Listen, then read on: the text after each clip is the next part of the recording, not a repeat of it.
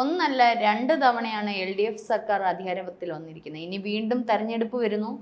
അപ്പോൾ വീണ്ടും അധികാരത്തിൽ വരും എന്ന ദൃഢനിശ്ചയത്തോടു കൂടിയാണ് പിണറായി ഉൾപ്പെടെ നിൽക്കുന്നത്.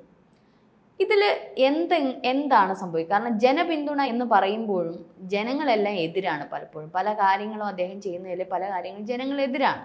എന്നിട്ട് വീണ്ടും ഈ ഒരു അധികാരത്തിൽ വരുന്നതിൻ്റെ തന്ത്രം എന്താണ്?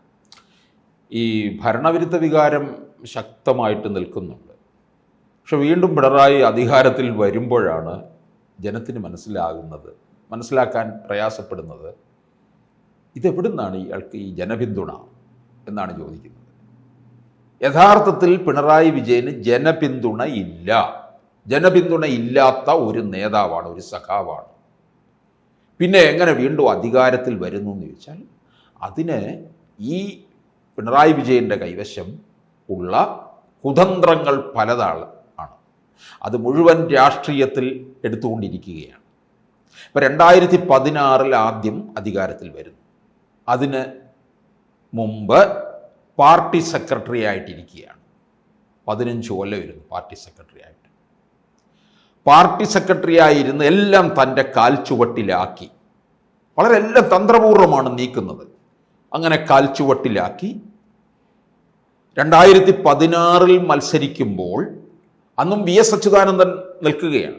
ജനങ്ങളുടെ ഇടയിൽ വലിയൊരു ആരാധനാമൂർത്തിയായിട്ട് അങ്ങനെ നിൽക്കുകയാണ്, വലിയ ജനകീയ പിന്തുണയോടുകൂടി. VSനെ തന്നെ മുൻനിർത്തി. VSൻ്റെ ഫ്ലക്സാണ് നാട്ടിലെമ്പാടും ഉയർന്നത്. VSനെ മുന്നിൽ നിർത്തിക്കൊണ്ട് തന്നെ വോട്ട് പിടിച്ച് അധികാരത്തിൽ വന്നു. VSനെ ഭരണപരിഷ്കാര കമ്മീഷൻ ചെയർമാനൊക്കെ ആക്കി. എന്നിട്ട് 2006 VS മുഖ്യമന്ത്രിയായിരുന്നു.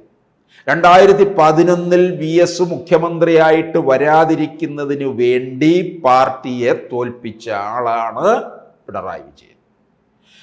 എന്നിട്ട് 2016 അധികാരത്തിൽ വന്നതിന് ശേഷം ആ 2016 പിന്നെ അടുത്ത തെരഞ്ഞെടുപ്പ് വരുന്നത് 2021 മുമ്പ് പലതരത്തിലുള്ള 18 മുതൽ പലതരത്തിലുള്ള ദുരന്തങ്ങൾ കേരളത്തിലും ലോകത്തും സംഭവിച്ചു. കേരളത്തിൽ 18 പ്രളയം, അല്ലേ? പിന്നെ ശബരിമല യുവതീ പ്രവേശ വിഷയം, കോവിഡ് എന്ന മഹാമാരി. ഇതിനെയെല്ലാം, ഈ ദുരന്തങ്ങളെ മുഴുവൻ ഇത് തനിക്കനുകൂലമാക്കി മാറ്റിക്കൊണ്ടിരുന്നു.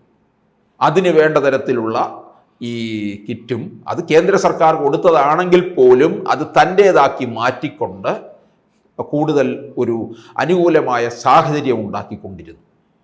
2014 നരേന്ദ്രമോദി അധികാരത്തിൽ വന്നു. ഈ പൗരത്വ ഭേദഗതി ബില്ലും ഒക്കെ വന്നു കഴിഞ്ഞു. പിന്നെ നരേന്ദ്രമോദി ഫാസിസ്റ്റാണ്, നരേന്ദ്രമോദി മതഭീകരതയുടെ ആളാണ്, ഹിന്ദുത്വ രാഷ്ട്രീയമാണ്, ഹിന്ദു ഭാരതമാണ് കെട്ടിപ്പടുക്കാൻ പോകുന്നത് എന്നൊക്കെ പറഞ്ഞ് മുസ്ലിങ്ങളെ മുഴുവൻ കയ്യിലങ്ങെടുത്തു. വലിയ മുസ്ലിം പ്രീണനം നടത്തി. താൻ മുസ്ലിങ്ങളുടെ രക്ഷകനാണ് എന്നുള്ള രീതിയിലാക്കി. മോളെ കൊണ്ട് മുഹമ്മദ് റിയാസിനെ കെട്ടിക്കുകയും ചെയ്തു. മനസ്സോടെയല്ലോ. മനസ്സോടെയല്ലെന്ന് പറഞ്ഞാൽ ഇപ്പം മനസ്സുണ്ടല്ലോ അവർക്ക്. അധികാരത്തിൽ നിൽക്കുന്നതിന് വേണ്ടി അങ്ങനെയൊക്കെയുള്ള കുതന്ത്രങ്ങൾ ആവിഷ്കരിച്ചു. അപ്പോൾ ഒന്നുകൂടെ മകളെയും പിന്നെ ഒരു മുസ്ലിം യുവാവിനെ കൊണ്ട് കെട്ടിച്ചപ്പോൾ ഒന്നുകൂടെ മുസ്ലിം അങ്ങ് നെഞ്ചേറ്റി. അങ്ങനെ മുസ്ലിങ്ങളെ മുഴുവൻ പിന്തുണ ആർജിച്ചുകൊണ്ട് കൃത്യമായ വർഗീയ രാഷ്ട്രീയം കളിച്ചുകൊണ്ട് 2021 പിണറായി വിജയൻ അധികാരത്തിൽ വന്നു. ശരിക്കും സാർ പറയുന്നത് ദുരന്തങ്ങളെ വോട്ടാക്കി മാറ്റിയ നേതാവ്, ദുരന്തങ്ങളെ വോട്ടാക്കി മാറ്റി വർഗീയ. എനിക്ക് തോന്നുന്നു സാധാരണ ജനങ്ങൾക്ക് അറിയാത്തതായിട്ടുള്ള കാര്യങ്ങൾ. കാരണം കിറ്റ് വിതരണം ഏറ്റവും അധികം കോവിഡ് സമയത്ത് പിണറായി സ്തുതിച്ചിരുന്നത് മലയാളികൾ ആയിരുന്നു. കാരണം കിറ്റ് മറ്റുള്ള സംസ്ഥാനങ്ങളെ അപേക്ഷിച്ച് ജനങ്ങളെ പരിപാലിച്ച വ്യക്തി ലോകത്തിൽ. അന്ന് മറ്റേ ശൈലജ ടീച്ചർ ഉൾപ്പെടെ പറഞ്ഞിരുന്ന, അതായത് അമേരിക്കയിൽ പോലും ഇത്തരത്തിൽ അവിടുത്തെ ജനങ്ങളെ പോലും പരിപാലിച്ചിട്ടുള്ള നേതാക്കന്മാരില്ല. ഇന്ത്യയിലെ ഒരേ ഒരു സംസ്ഥാനം കേരളം മാത്രമേ ഉള്ളൂ ഇത്തരത്തിൽ ജനങ്ങളെ നെഞ്ചിലേറ്റി സർക്കാർ വേണ്ടുന്ന കാര്യം. ഈ കിറ്റിൽ മലയാളികൾ പെട്ടു വീണു. പക്ഷേ ഈ മലയാളികൾക്ക് അറിയാത്തൊരു കാര്യം, കേന്ദ്ര സർക്കാരിൻ്റെ ആണ് കിറ്റ് എന്നുള്ളത് അവരറിയാൻ വൈകി എന്നുള്ളത്. ഇപ്പോഴത്തെ പിള്ളേർക്ക് തലമുറകൾക്കൊക്കെ കുറച്ച് പൊളിറ്റിക്സ് അറിയാം, കുറച്ച് വിവരമുണ്ട്, അല്ലെങ്കിൽ വാർത്തകൾ എടുക്കുകയൊക്കെ ചെയ്യുന്ന കുട്ടികളാണ്. പക്ഷെ ഇനി അവരുടെ അടുത്ത് ഇനി നടക്കില്ല. ഒരു സമയത്ത് BJP എന്ന് പറയുന്ന ഹിന്ദു അധിഷ്ഠിതമായിട്ടുള്ള പാർട്ടിയാണ്, അങ്ങനെയായിരുന്നു കുറേ നാള് ഈ LDF പറഞ്ഞുകൊണ്ടിരുന്നത്. പക്ഷെ ഇനി അതും നടക്കില്ല. അപ്പൊ ഇനി കുതന്ത്രങ്ങളിൽ എന്തായിരിക്കും ഇനി അടുത്ത പിണറായി? അല്ല, തീർന്നില്ല. അത് 2021 പിന്നെയും തുടർന്നു. 2021 പിന്നീട് ചില അടി സംഭവിച്ചു. 2021 മുതൽ പിന്നെ പിണറായി വിജയന് ഭരണത്തിൽ നിന്നുകൊണ്ട് പലതരത്തിലുള്ള സംഭവങ്ങളെയും നേരിടേണ്ടി വരികയാണ്.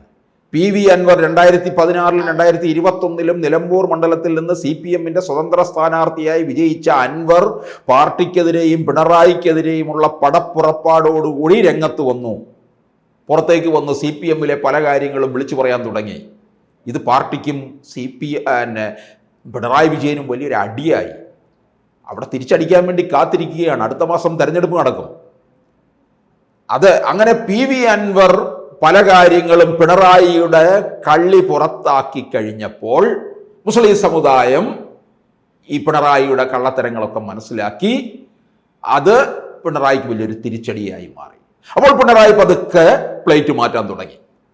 ഉടനെ ഇവിടുത്തെ കേരളത്തിലെ മുസ്ലിം ലീഗിന്റെ രാഷ്ട്രീയം എന്ന് പറയുന്നത് ജമാഅത്തെ ഇസ്ലാമിയും വെൽഫെയർ പാർട്ടിയും പോപ്പുലർ ഫ്രണ്ടും SDPI-ക്കും ഒക്കെ തന്നെ കുട പിടിച്ചു കൊടുക്കുന്നതാണ്, അവരെ സംരക്ഷിക്കുകയാണ് എന്നൊക്കെ പറഞ്ഞു സംഘപരിവാർ പറയുന്ന കാര്യം പിണറായി വിജയൻ പറയാൻ തുടങ്ങി. അത് ഹിന്ദു പ്രേമം കാണിക്കുന്നതിന് വേണ്ടിയിട്ടാണ്. വയനാട്ടിൽ പോയി പ്രസംഗിച്ചത് അങ്ങനെയാണ്. മുസ്ലിം ലീഗിന്റെ രാഷ്ട്രീയം ഇതാണ്, ഈ വർഗീയ വിഷവിത്തുകളെ പ്രോത്സാഹിപ്പിക്കുന്നവരാണ് എന്ന് പറഞ്ഞു. ഇനി ഹിന്ദു വോട്ട് സമാഹരിക്കുന്നതിന് വേണ്ടി ഇതിനിടയ്ക്ക് BJP കേരളത്തിൽ ശക്തി പ്രാപിക്കാൻ തുടങ്ങി. ആ ശക്തി പ്രാപിക്കാൻ തുടങ്ങി 2024 ലോക്സഭാ തെരഞ്ഞെടുപ്പിൽ ഹൈന്ദവ വോട്ടുകളിൽ വലിയ ചോർച്ച സംഭവിച്ചു. CPM-ന് കിട്ടേണ്ട വോട്ടുകളാണ് BJP-ക്ക് പോയത്, പ്രത്യേകിച്ച് ഈഴവ വോട്ടുകൾ നല്ല പങ്കും CPM-ന്റെ കൂടെ നിൽക്കുന്നതാണ്. അത് മുഴുവൻ ചോർച്ച സംഭവിച്ചു. അപ്പൊ അതിനു വേണ്ടി എന്ത് ചെയ്തു? പിണറായി വിജയനും ഇപ്പോൾ വെള്ളാപ്പള്ളിയും കൂടെ ഒരു തിരക്കഥ തയ്യാറാക്കി അതിനനുസരിച്ച് ചില നാടകങ്ങൾ ഇവിടെ അഭിനയിച്ചുകൊണ്ടിരിക്കുകയാണ്. വെള്ളാപ്പള്ളി മലപ്പുറത്തിനെതിരായിട്ട് പ്രസംഗിച്ചില്ലേ? പണ്ട് പിണറായി വിജയൻ വെള്ളാപ്പള്ളിക്കെതിരെ ഫേസ്ബുക്ക് പോസ്റ്റ് വരെ എഴുതിയിട്ടുള്ളതാണ്. പറയരുത്, വെള്ളാപ്പള്ളിയുടെ നാവ് തന്നെ സരസ്വതി ദേവി അതെ എന്നാണ് ഇപ്പോൾ പറയുന്നത്. അപ്പോൾ ഹിന്ദുത്വ പ്രീണനം നടത്തിക്കൊണ്ട് കഴിഞ്ഞ ദിവസം വെള്ളാപ്പള്ളിക്ക് വലിയ സ്വീകരണമൊക്കെ ഒരുക്കിയിരിക്കുന്നു. ഇതൊക്കെ ആവിഷ്കരിച്ചതാണിത്, ഇതിനു വേണ്ടി ചെയ്തിട്ടുള്ളതാണ്. പിണറായി വിജയൻ തന്നെ വീണ്ടും വരും എന്ന് വെള്ളാപ്പള്ളി പറയുന്നു. വെള്ളാപ്പള്ളി പിണറായി വിജയൻ സ്തുതിക്കുന്നു. സ്നേഹമാണ്, നന്മയാണ്. അത്രത്തോളം വലിയ കുമാരനാശാൻ പോലും ഇത്രയും നാളെ SNDP-യുടെ അമരത്തിരുന്നിട്ടില്ല. അങ്ങനെയുള്ള ഒരാളാണ് വെള്ളാപ്പള്ളി നടേശൻ. അപ്പൊ ഈ ഒഴുകിപ്പോയ ഈഴവ വോട്ടുകൾ മുഴുവൻ തിരിച്ചു കൊണ്ടുവരണം. അതിനു വേണ്ടിയിട്ടാണ്. ഇല്ലെന്നുണ്ടെങ്കിൽ BJP ഇവിടെ തന്ത്രങ്ങൾ ആവിഷ്കരിച്ചു കൊണ്ടിരിക്കുകയാണ്. അപ്പോൾ നോക്കണം, ഈ ഹിന്ദു പ്രേമമൊന്നും ഹൈന്ദവരുടെ ഏറ്റവും വലിയ ആരാധനാ ക്ഷേത്രമായ ശബരിമലയിലെ യുവതീ പ്രവേശം നടത്തിയപ്പോൾ കണ്ടില്ലല്ലോ. ഈ വനിതാ മതിൽ കെട്ടിയത് ആരൊക്കെ ആയിട്ടാണ്? ഈ വെള്ളാപ്പള്ളിയും ഒക്കെ ആയിട്ടല്ലേ. അപ്പോൾ പിണറായി വിജയനും വെള്ളാപ്പള്ളിയും ചേർന്ന് നടത്തുന്ന ഈ കുതന്ത്ര നാടകം പിണറായി വിജയന്റെ അടുത്ത കൃത്യമായ വർഗീയ രാഷ്ട്രീയം കളിച്ച് അധികാരത്തിൽ വരുന്നതിന് വേണ്ടിയാണ്. കാരണം ഇപ്പൊ ശിവഗിരി തന്നെ പോയപ്പോൾ ഷർട്ട് ഇട്ടുകൊണ്ട് ക്ഷേത്രങ്ങളിൽ കയറണം എന്ന് പറഞ്ഞതും അതിനെ പിണറായി അനുകൂലിച്ചതും ഒക്കെ നമ്മൾ കണ്ടതാണ്. പക്ഷെ അതൊരു ഹിന്ദുവിനെ വിമർശിക്കുന്ന തരത്തിൽ, ഒരു ഹിന്ദുവിന്റെ മതത്തെ വ്രണപ്പെടുത്തുന്ന തരത്തിലുള്ള പല കാര്യങ്ങളും പിണറായി ഇപ്പോഴും പറയുന്നുണ്ട്, അതിനകത്ത് ചെയ്യുന്നുണ്ട്. അല്ല, ആ രാഷ്ട്രീയം വലിക്കാൻ പോകുന്നില്ല. ആ രാഷ്ട്രീയം ഇനിയിപ്പോ ഈ ഹിന്ദുക്കളെ പ്രീണിപ്പിച്ചുകൊണ്ടുള്ള രാഷ്ട്രീയം നടക്കത്തില്ല. അല്ല, ഈ ഹിന്ദു പ്രീണനം നടത്തുന്നത് ജനത്തിന് മനസ്സിലായി. അത് കേരളത്തിൽ BJP രാജീവ് ചന്ദ്രശേഖരന്റെ നേതൃത്വത്തിലുള്ള BJP പൊളിച്ചടുക്കി കൊടുക്കും. ഇനി ഈ വർഗീയ രാഷ്ട്രീയം കളിച്ചുകൊണ്ട് വീണ്ടും അധികാരത്തിൽ വരാമെന്ന് പിണറായി കരുതേണ്ട. കുതന്ത്രങ്ങളെല്ലാം ഇനി പാളും.